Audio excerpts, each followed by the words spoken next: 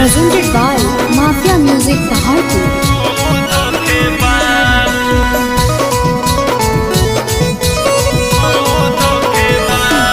अगे बाबू बाबू कह के छौड़ी हमारा पटैनी गे, बाद में फिर अपन दूल्हा छानिया देखैनी गे।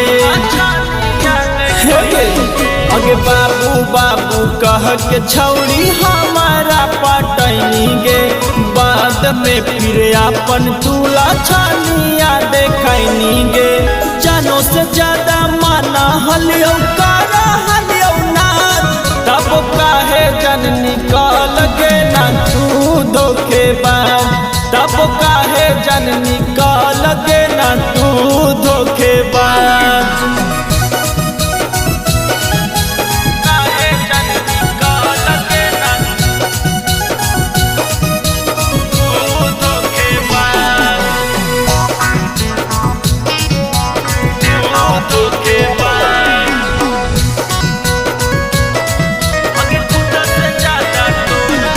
अगे खुद से ज्यादा तोरा पर कैलियो यकीन गे, सोचल नहीं रहलियो तू देखैनी ऐसन दिन गे।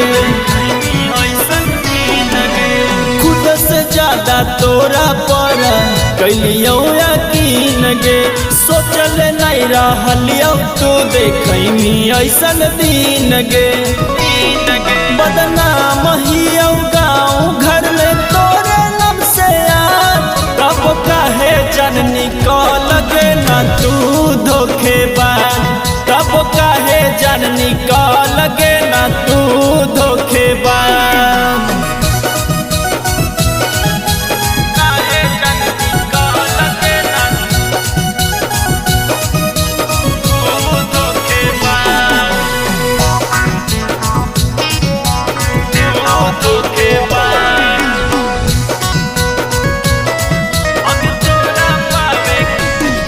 अग तोरा पावे खातिर बोले कि नहीं करा लियो, घर परिवार से रिश्ता हम तोड़ा लियो।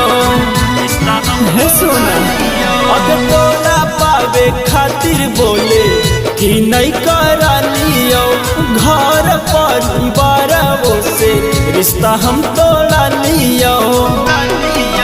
मासूमिया भी पावन मुँह देखै तो कैसे समाज, तब काहे जननी कल गे ना तू धोखेबाज, तब काहे जननी कल गे ना तू धोखेबाज। जोगे धोखेबाज।